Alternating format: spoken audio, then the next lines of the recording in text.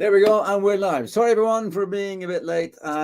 Just had to fix some last-minute technology stuff. It's Aalto University, after all, so always has to be some tech glitch. But anyway, Donny here with a super special Innovation Fika, and I'll just do some talking here while we're waiting for people to connect.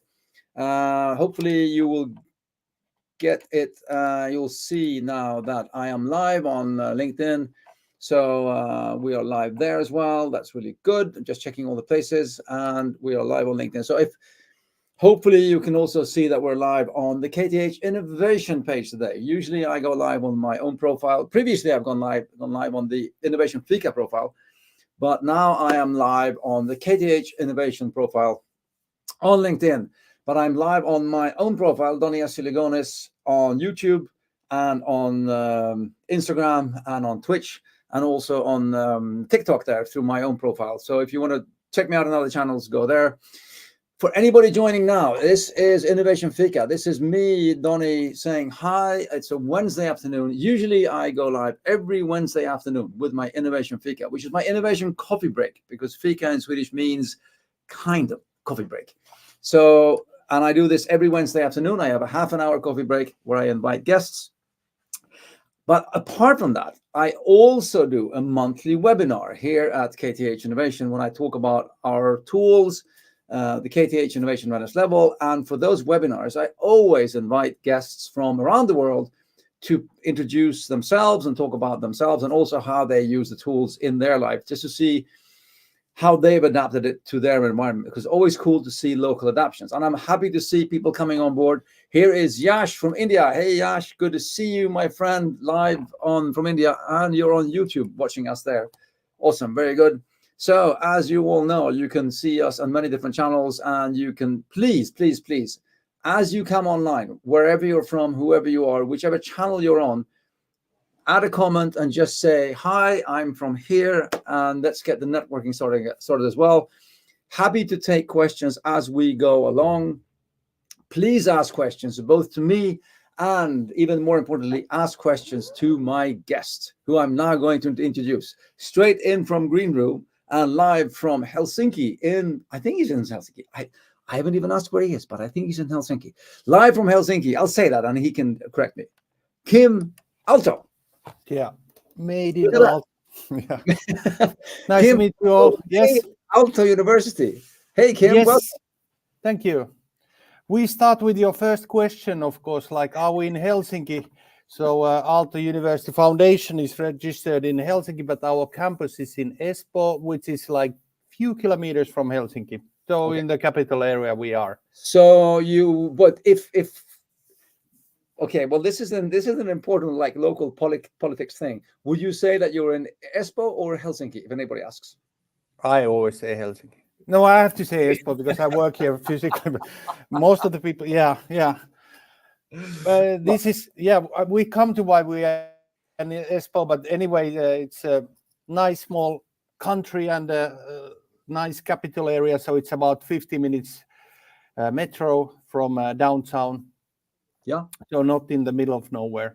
Well, definitely. Wonderful. I am so happy that you could join me today for this, not only the monthly webinar on the Innovation Readiness level, but also for my Innovation Fika, my weekly show. So this is like a Kinder egg of fantastic surprise for all the kids out there.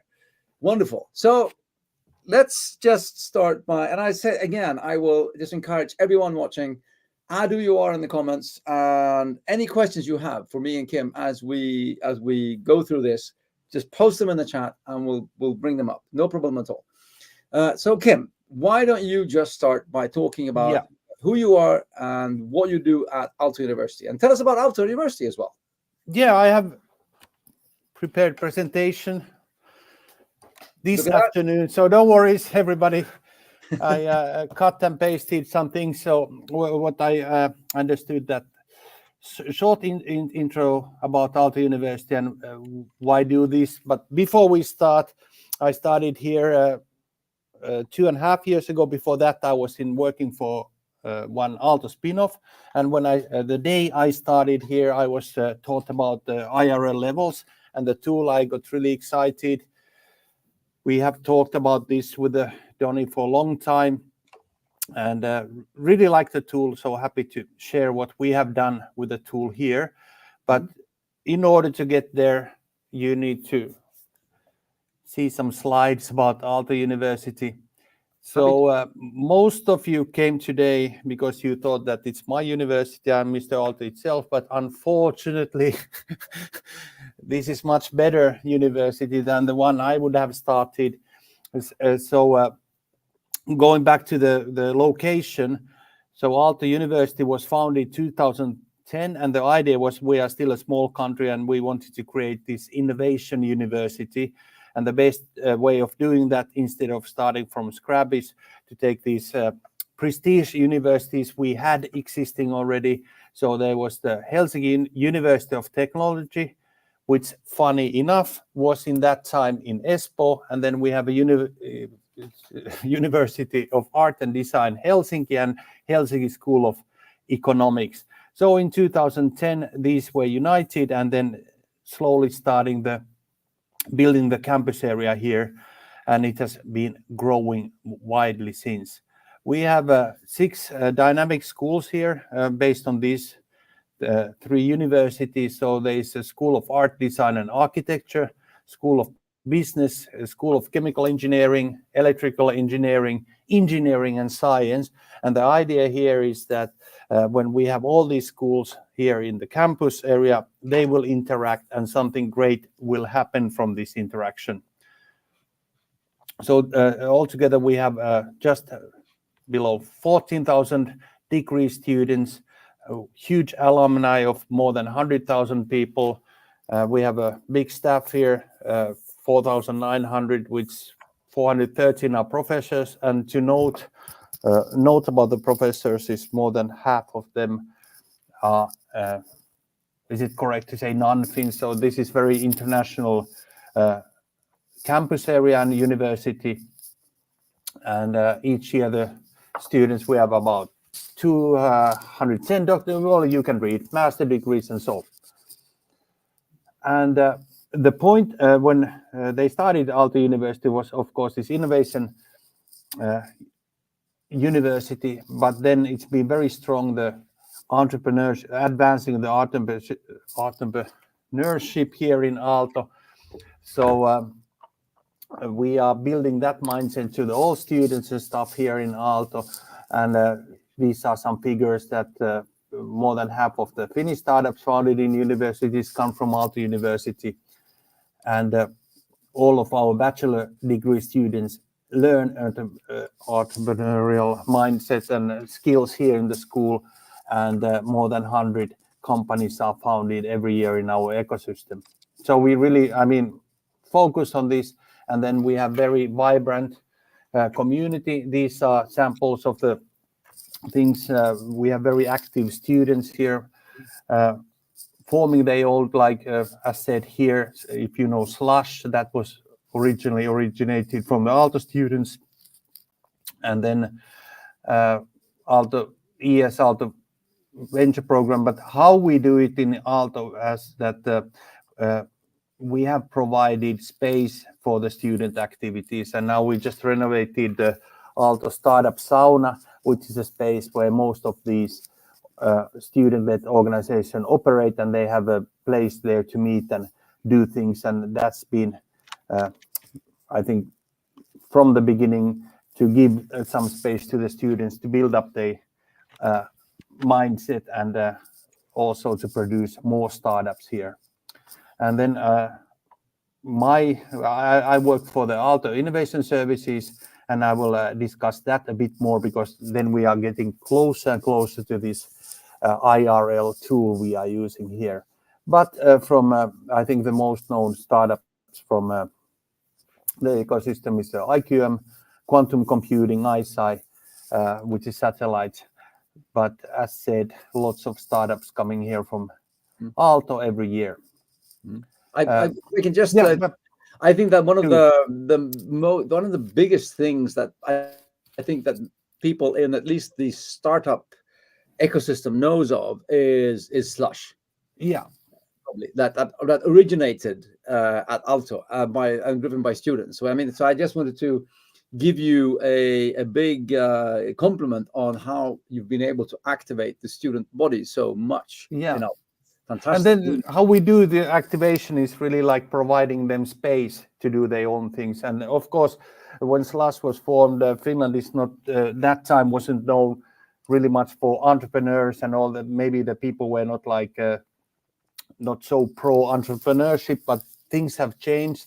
And one reason has been, of course, gaming industry / all these kind of actors we have in Finland and producing more and more of them. The one typical thing about Finland is also that when we have these startups in Finland, for example, gaming, they don't see each other as rivals. They do lots of cooperation. That's the Finnish way of doing, like sharing is caring, I would say. Yeah. But some figures here again. So this presentation looks more professional, but we are Aalto University's number 3 in active patent applicants in Finland. And then we have companies like Nokia here, which do a lot, but we are really active in this innovation space. And then a few words about the, sorry, I have to, we talk about Aalto Innovation Ecosystem Services, which I'm part of. So we are finally getting to the point of KTH. So we have here 2 organizations, Aalto Startup Center.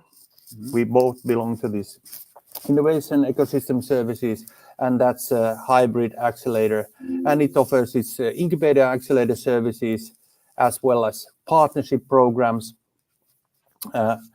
And they serve around 70 companies in their programs. And then Aalto Innovation Services, which I'm part of, we manage all inventions, intellectual property and technology transfers done in Aalto. And one part of that is also that we have this commercialization portfolio where we have any given time about 23 research projects. We go a bit deep to that. Meaning like here are the programs we have here in Aalto, and the focus today is the research to business pre-incubator program, which I'm running, and we heavily use the IRL tool there. We are slowly getting to the point where everybody's here. But this is a kind of like we call it, this is Aalto-based innovations, or they have commercial potential, and more than half of these become future deep tech startups. So just this is also something very unique in Finland from the government side as well, that we have Business Finland, who is funding these research to business projects from all research institutions in Finland. So twice a year, these research teams can apply for this funding, but the funding is actually nowadays around 700,000 per team. So they are, in a way, you could see them as a kind of like, they are not their own entities, yes, business entities, but they are a bit like startups. They have the team there, they have the money to develop the solution further, instead of worrying like typical startup, like how do we pay our salaries next month. So this is something we offer them. And these projects typically last 1.5 years. So, how it refers to the technology transfer here, that first they apply for this funding. We then, of the funding, 70% comes from Business Finland and 30% comes from Aalto, or department they are from. Then throughout the 18 months we check the readiness levels and give support according to that. And then they are, in the end of the project, as said, more than half of them then form a startup, and we transfer the technology to these startups. And we have, so far, we have had 126 R2B projects since end of last year. They have got more than 70 million funding in total, and the average funding in last years has been just below 700,000 euros. There are also cases that 2 universities apply for the same project, then it's 800,000. Application success, we prepare them for applying for this funding in Aalto is more than 50%, and we have created more than 50 startups and spin-offs, and these startups and spin-offs have got more than 600 million euro in total investments. The reason I tell this is a lot, basically is that because we are investing on this project, we want them to succeed, so we also give them lots of support during this. And then we talk about this work package we provide to these R2B teams. And so the aim of the package is to help these project teams achieve higher level of commercialization readiness when the project ends. And then, of course, the goal is that there will be a deep tech startup in the end. And after technology transfer, Aalto will be part of that in a minor, minimum 10% share, but not in operative. So we have created this work package to support these teams. And then again, all these teams, they come, almost all of the 6 schools we have here, but the School of Business, maybe they don't have the kind of like projectable research or something, so it's been a bit quiet, but we have had in these teams, of course, members who have a background in School of Business, but they are not really providing that kind of research that could be patented or something like that, but they are involved there as well. So we do this together with the Aalto Startup Center and their business advisors. And now finally we come to the point that this work package, we have created in a way tasks for these teams. And then when we start to do the support packaging for this, what should be included, then slowly we realize that they all kind of like fit in within the IRL model. And they are something they need to be doing this, but then since they fit here, and we do have the support, which means in practice about 300 hours of support for each team from different advisors and innovation advisors and me throughout the project, 18 months. And then we have created these tools and trainings which are really based on the framework is the IRL. I like the idea that also the teams like the idea that with this tool, you look at the project from, I would say, like 6 different angles, that, you know, like whoever is in the team doing whatever, it also has a relationship to the outcomes. So if you're developing the technology, when you're going high enough, you need to talk to the potential customers, learn more. Then that way you start building your business model. We, of course, take care of the IP and protection. That's really heavy here in Aalto.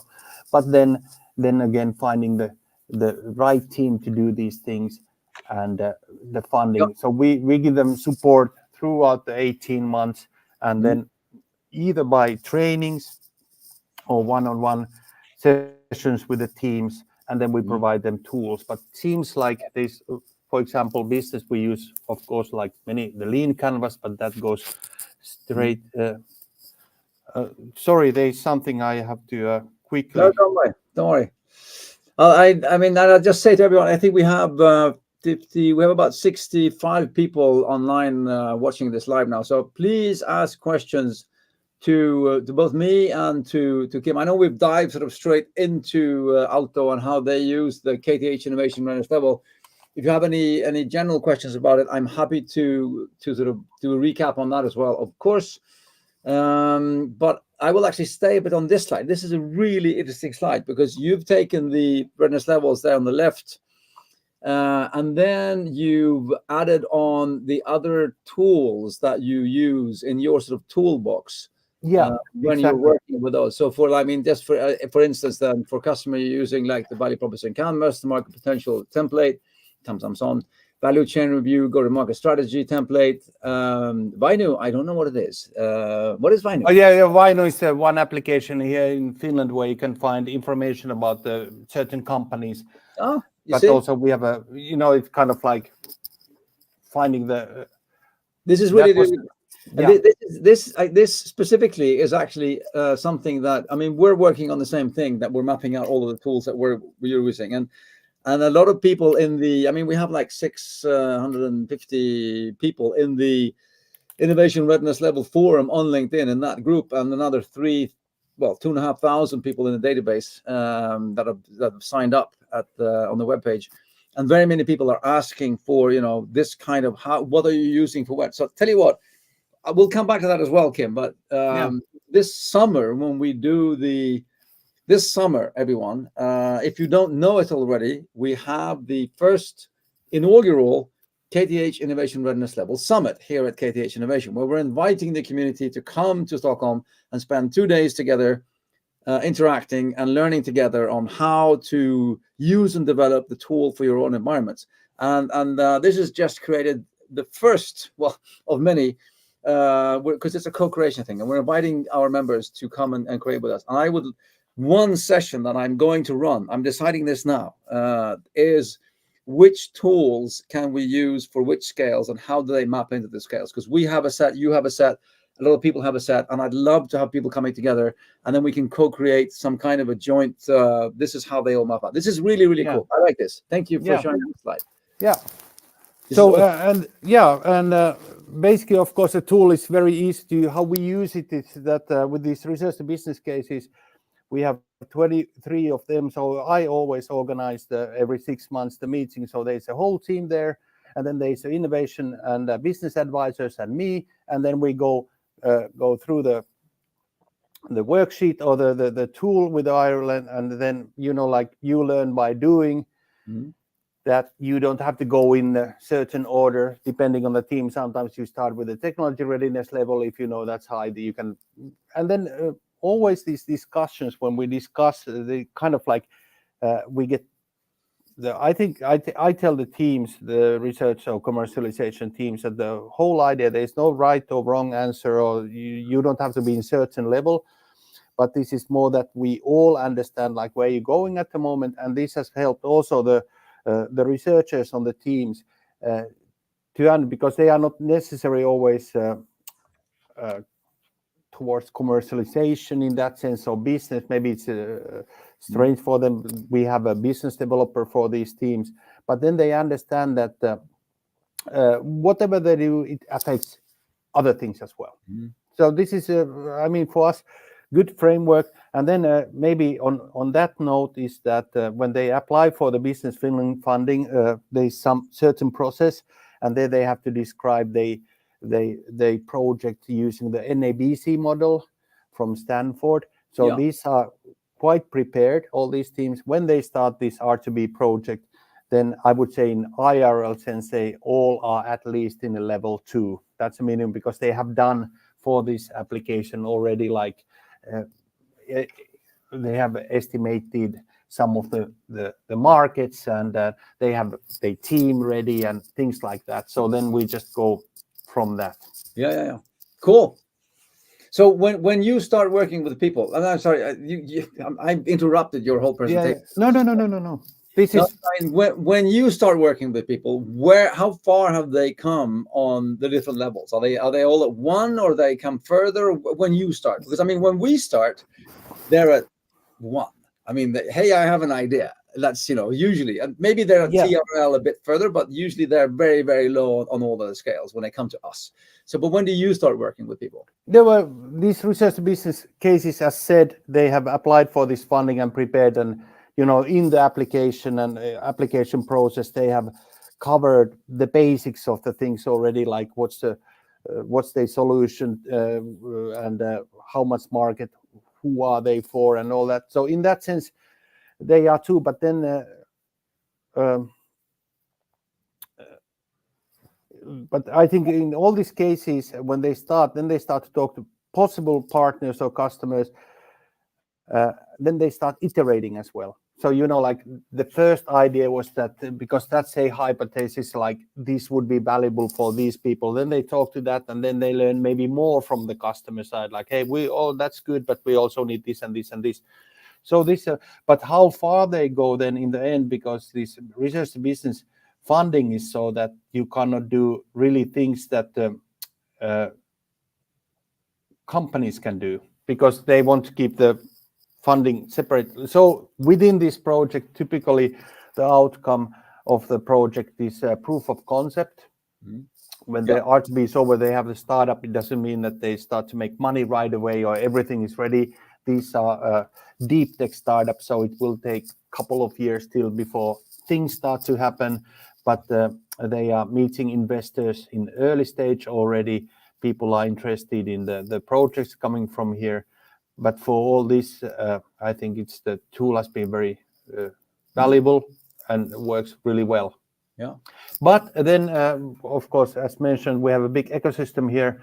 I would see we haven't done it yet, but then we have also researchers who are in that sense the research is in early stage that maybe they don't see the commercialization possibilities yet. They need to do some work. That would be also very good phase to have a quick IRL check with them. Just to understand that whatever they do in the future, there's kind of like these 6 different aspects for each project that they somehow should take into account. A question from David here from on LinkedIn. Yeah. Thank you, David, for asking the question. Question to Kim. In general terms, do you see patterns of different support needs depending on which of your schools the innovation stems from?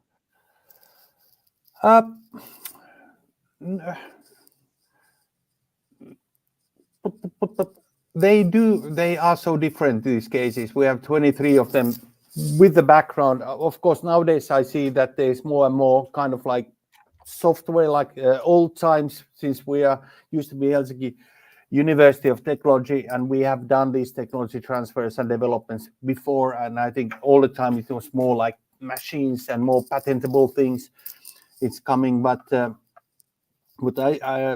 because our focus is on that these teams would be ready to form a company. So then, of course, we are focusing a lot on the team readiness level, that how that's going, and support there, but also lots of this. But I wouldn't say that, they are so all different, but I think the good point here is that still the tool works with all of them. Yeah, I'll ask the same. No, well, that's the same question. Yeah. I'll ask a similar question, but I'll in a different.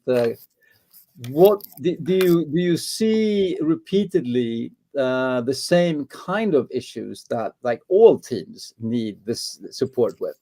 Is it like, any sort of things that you keep on coming back to that everybody needs help with this kind of thing? I mean, what's the biggest sort of, I won't say struggle or challenge, but I mean, what they need the help with? I mean, that would be my question. Yeah, I think all what they struggle, but they start working on the Business Finland application already, but how to communicate the problem they are solving and what's the kind of like the value of the thing, because these are lots of research based, and we train them because when you for example apply for Business Finland, they first round they pitch their idea, and it's like a pitch, like we are solving, this is a need, this is approach, this is benefit, this competition, this is our team, da da da da da da. And when they first come to us, even though we know a lot, it is kind of like, what are you talking about? And then we train them to be able to communicate the idea, and then they see also that when they communicate it more clearly, then when they start to understand like who would be the potential customers, then they start to also understand like what is the size of the market and what are the benefits. But what would I say? Then again, we have done this work package for years, so we have loads of things we have built throughout the year. So we have the feeling that we are quite well covering all the aspects. But then again, as said, all teams, they have a bit different needs. But I think overall, maybe it comes with the experience that we maybe have foreseen that this might be challenging to many of the teams. So then we provide how can we support this? So now looking back, it seems like we're doing quite quite good. But good question. But yeah, no, I think I can know. I mean, for our sake, I can say I think that okay. I'll rephrase it. I'll put it this way. I think that in our situation, I think that we've been doing this for quite some time. So have you. I mean, we've been at this for like 15 years. So I think that we kind of take for granted that there are similarities, and we've built a process to solve we've built a process that solves the problems that our people have. And of course, that process is adapted to the most common problems that there are, because the grants, the validation grants that we work with here at KTH Innovation. I mean, I can give you the 5 or 6 most common validation questions that we always ask. Which of course for us seems kind of well, they're maybe obvious, but for somebody who doesn't know what to ask, they're not obvious. So I think it's also one of those things that I think there are a lot of differences, and I think that it's just that we might not always see it because we have like a holistic view of what comes in. I will ask you another question though, and again, thank you, David, for asking that, and I'll encourage everyone else. We still have 60 or so people online. Please ask us more questions. Happy to show you more stuff as well as we go along. Maybe something before what you said. Now I'm thinking, because we have the cases are a bit different, and then when you talk about the IRL level, technology readiness levels especially, and then because we follow the scores. And let's say there's a case where they have a few components, like they have a sensor and something, and then they often like, should we use the project one? But then I recall learning from you that, we lead kind of like to the discussion, like what would be the MVP of this project, and then we kind of like follow the weakest link, which is not developed. So then we get the more kind of like honest TRL. But that seems to be like the technology readiness level, especially because then you might have a software-based something, AI-based something. So actually to test that outside laboratory is quite simple. But then we have these cases where they really struggle, that they are so new and innovative, that to come to the point that hey, this works in laboratory, but it's still a long way to go. I think, but I think that's a very common that's a very common issue when it comes to the projects we get in, is that even though they might be, or they feel, of course, that they are very mature in a tech aspect, but even though they might be mature in a tech aspect in the lab, doesn't mean that they are mature in a tech aspect in an operational environment, because that's a whole different set of challenges. It's one thing getting something to work in an APK download there, or a sandbox software thing, or in the lab. But if you're looking at it at a fire and forget production factory, really mass produced and released on the shelves, that's a whole different set of challenges when it comes to technology. So that's why I like the whole I like working with the TRL a lot, because one, it describes, people think the TRL is about the tech, but it's only partly about the tech. It's one part tech, it's one part environment, and it's one part delivery of the tech in the environment.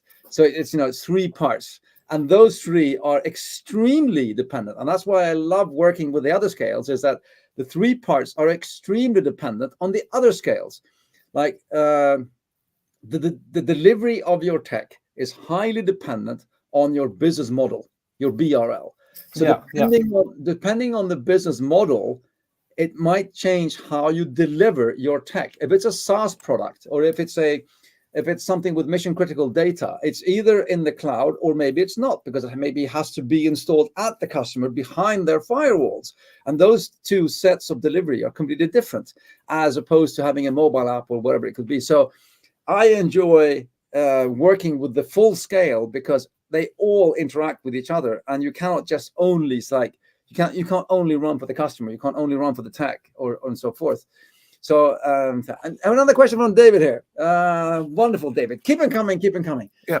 To Donny, there's the concept of societal readiness level. Yes, that's been a big thing in Europe the last couple of years that I think has been used in Denmark, for instance. There are some elements of that in the KTH innovation readiness level, but in your opinion, how is the societal readiness level different? How does the KTH index capture the larger societal acceptance, institution norms, perception, etc.? That's an incredibly good question, David. Thank you for asking that question. And I will try and not give you a long and winding answer to that question. However, I will say that there's no, in the KTH IRL model, there's nothing called societal readiness level as readiness as such. However, I feel that if you're building something, then everything exists, lives, thrives, or fails in a context. You can't sort of develop something that doesn't exist in a context. So if you're looking at the CRL and the BRL, maybe those are the two sort of key factors here. Also, to some extent, the TMRL as well. There's a high contextual factor that comes into it when it comes to it fitting into a context, and that context is society. So, you cannot have a full set of operations, even though it doesn't sort of say in the fine print that we're sort of taking societal things into consideration. They are there. The new version, and then coming back to the first question that we had when we started when we started this session was, I'm looking forward to hearing some news. One of the big new developments for the readiness levels that we are launching on the 27th of June in the KTH Innovation Readiness Level Summit here at KTH. Yay! When we're releasing two big updates to the business readiness level and the funding readiness level. In the BRL, we have fully integrated now the full SRL scale, more or less, and we've also updated it to a 2024 anno 2024 version. So the sustainability is fully integrated into the 6 scales, starting with the BRL and FRL.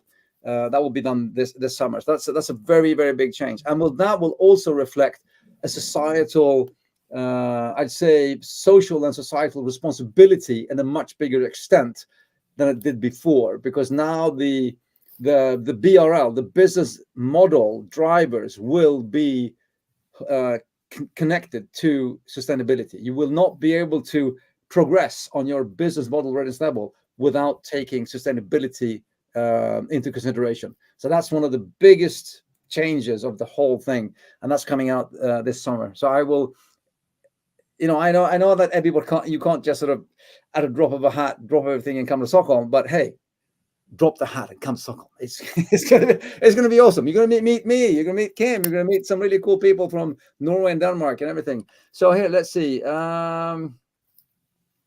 Let's see here. Look at this. Hello, greetings from Peru, country immensely rich in culture, agriculture, mining, fisheries, and much more. Everyone, of course, welcome to Peru, everyone. That's Jobo Medina Carrascal with some wonderful shameless marketing for Peru. Let's go to Peru, everyone. Perfect. We'll do okay, here's an interesting question here. Let's hit us with questions. We can do any questions here. Would you sponsor a startup that specializes in teaching the next generation school shooters to be more shooter? No, that's a stupid question. I don't want to ask that question. That's no, of course not. I will answer that question in a serious manner. I won't make a joke over it. We have very clear and strong ethical and legal rules here at KTH Innovation. I mean, we cannot work with things that are illegal, and we don't work with things that are considered to be immoral, according to our moral playbook, of course. So yes, we do say no to projects on a regular basis that do things that aren't within the boundaries of what we do. We don't work with gambling. We don't work with things that we feel are bad for the world or irresponsible. And so we need to say no to them. We do not support those things. So the answer to that question is no. No, we wouldn't. So, okay. From Per, how big is the team working at Aalto with innovation? How big is your team? Yes, we have in Aalto Innovation Services, we have 11 people. And then if you include the Aalto Startup Center staff, which is about 15, so then we have just before 30 people here working for these teams. But in Aalto Innovation, we have 11 people. Okay. Which is most of them are innovation advisors. So each school has at least one innovation advisor helping that school, and then we have a innovation and patent coordinator as well on the team. Yeah, which handles all this. How long have you been working there, Kim? I've been this actually my position is a new position. They didn't have it before. I've been working for Innovation Services now just over 2 years, and before that I worked half a year in Aalto Startup Center. We are located still in the same building I am with the Startup Center. Yeah. So this is because all these research to business cases, we have quite many of them, and we get lots of funding for these from the Business Finland. So then I think Aalto University felt like there has to be someone who is in charge of these research to business cases and the support we give them in one hand, so it's more coherent and all that. So this is a new position. How many, coming back to the beginning of your presentation, how many projects do you work with per year? I mean, look at the Aalto Innovation Support System. How many projects do you work with per year? I work with these only with these commercialization projects, which are 23. But then I know that for a fact, like there's 900 projects going on in Aalto at any given time, a lot, and some of them come to this commercialization phase, and then the typical funding tool here is the Business Finland Research Business Funding. A question for Eugene, and not quite sure. Can I join? Well, I cannot answer for Kim, but I can only, for my sake, I can say, if you're at KTH and you have a KTH affiliation, then you can come to KTH Innovation. What's it like in Aalto? How does it work there? As said in the beginning, that we are very entrepreneurial-minded university. So actually, if you come to the campus area and then you have an idea, for each idea, I think there's a path. You know, like the student-run kiosk. If you have a example like new way of renting bikes, then you go to that path. They help you, and you meet with the likewise people. But we are with the research. We are only dealing with the Aalto University-based research. So, but then if you have a deep tech startup, you can join the Startup Center. They take also companies from outside. But this research business and Aalto Innovation, these are not even companies yet. They are just potential deep tech, future deep tech startups. So they are part of Aalto commercialization projects. But do you need to have any kind of sort of Aalto affiliation, like being a student or researcher, or can I come as a private person and say, hey, Aalto, I need some help with my startup? Yeah, we do have a program, because we do also programs with the city of Helsinki, for example. But many of these programs, you need to have an ongoing startup or company to be part of it. Yeah. But then if you are just an individual interested in startups and all that, then we have lots of events going on there in the startup sauna by Kiuas Aalto S. So it is really a community where you can get involved. Yeah, cool. Even as an outsider. Yeah. Plus Helsinki itself, we have other than Aalto University as well. So there's lots of possibilities. I might say that Helsinki and Stockholm, Copenhagen, I mean, all incredible cities for entrepreneurs in the Nordics, I'd say. Yeah, definitely. And that's a new thing. Yeah. No, I'll just add add some things here in the end here. I'll just say, save the date for the KTH Innovation Readiness Level Summit. It's the 27th and 28th of June in Stockholm. The formal invitations will be invitations and signups will be opening next week, hopefully. It's 2 days. It's a Thursday to Friday, lunch to lunch. So it's starting with lunch on Thursday, and we run the afternoon. And then it's starting again on Friday morning, and we run until lunch. So we start with lunch and we end with lunch. And then on Thursday evening, there's a voluntary dinner with a boat ride down the Stockholm archipelago. It's going to be fantastic. And so I, make sure if you are working with the KTH Innovation Readiness level, you should come. If you are curious and want to start working with it, you should come.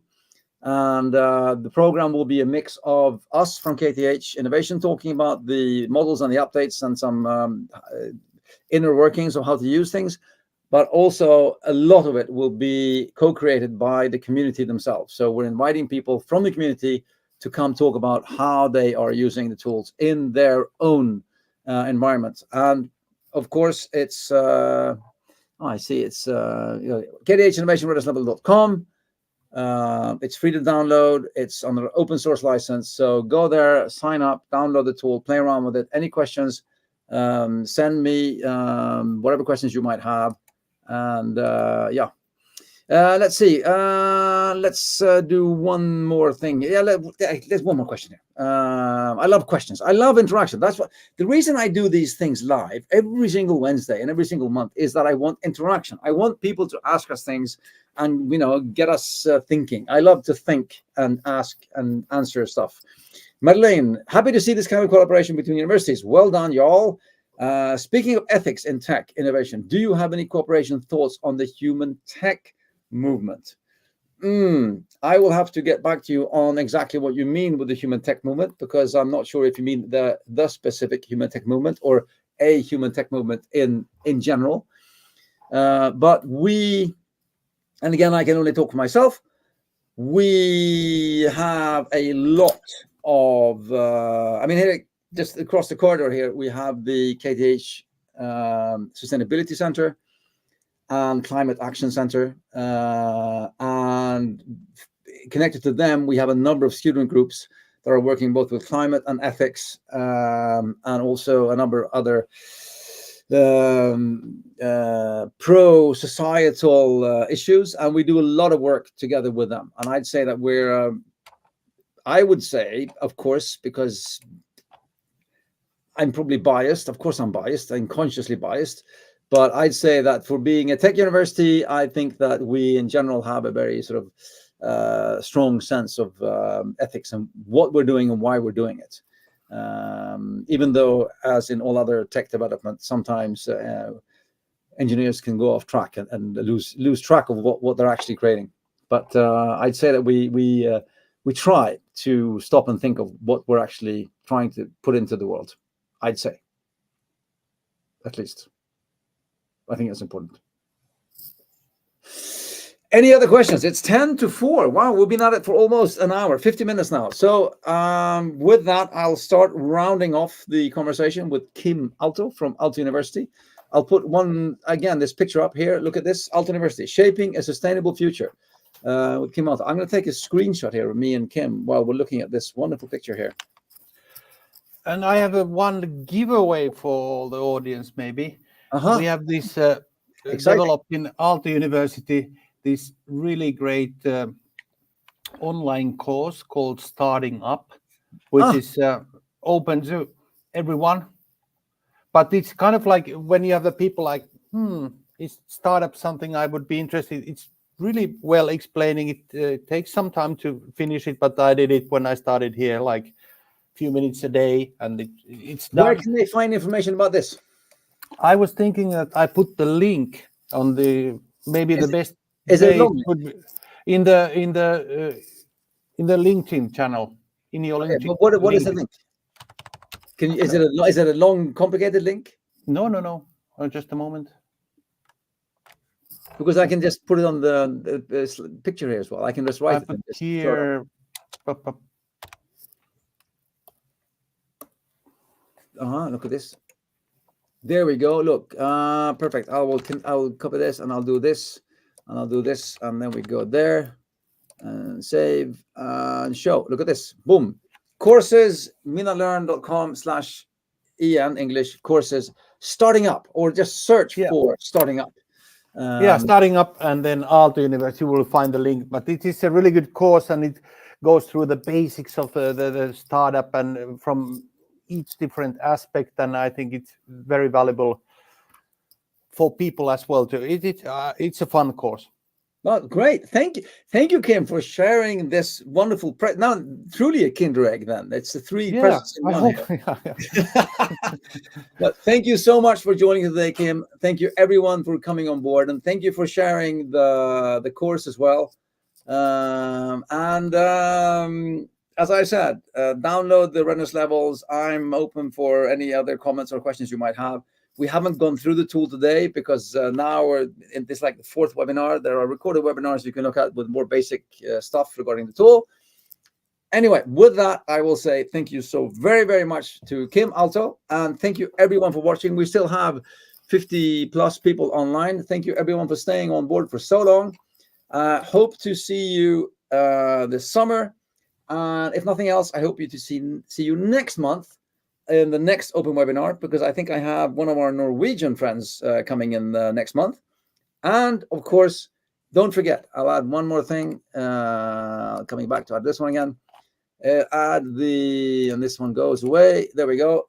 Innovation Fika every Wednesday afternoon, 2:30 p.m. with me, Donny, here on LinkedIn. Wednesday afternoon, 2:30 p.m. Innovation Fika, 30-minute coffee break. And today was an extra super special extended one with my dear friend Kim Aalto from Espoo. I will be in 10 minutes. I will be in Helsinki. In 10 minutes in Helsinki. Awesome. Thank you ever so much, everyone. Thank you for joining, everyone. And with that, I will say have a fantastic Wednesday evening. Thank you.